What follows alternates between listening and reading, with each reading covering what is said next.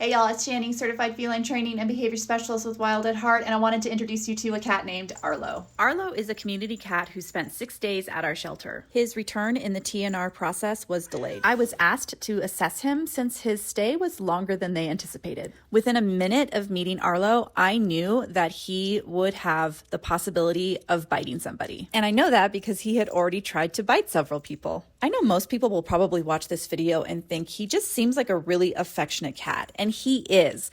But I can't always explain the energy and cues and signals that I get when I work with cats. But I can tell you that this cat would have bit me if I approached him in a very different way. So how do I work with a cat that has this frantic energy? I immediately offer treats, and I am very cognizant of where my hands are.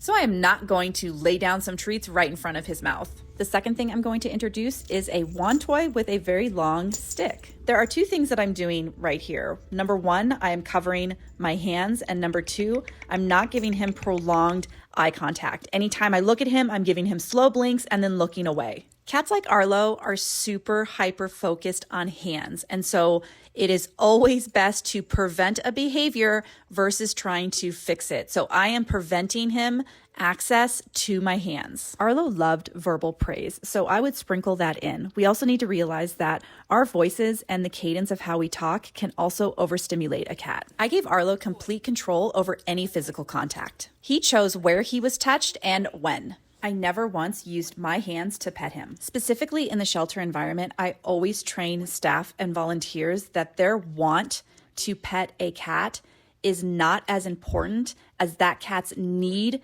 to be safe and to leave that shelter without a bite on their record. Because anytime a cat bites, that is on their permanent record, and it puts them in danger. One of my biggest purposes in working with folks at animal shelters is simply teaching them on how to work with cats safely. We want the cat to be safe, we want staff to be safe, and we want volunteers to be safe. Arlo is just another example of why shelters should not be intaking community cats.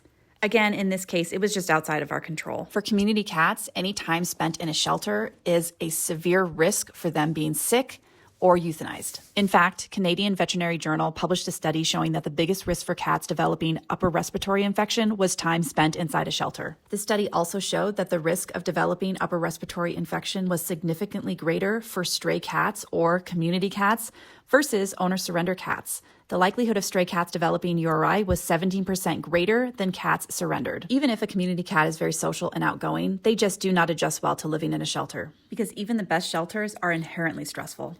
For cats like Arlo, TNR is always going to be the answer.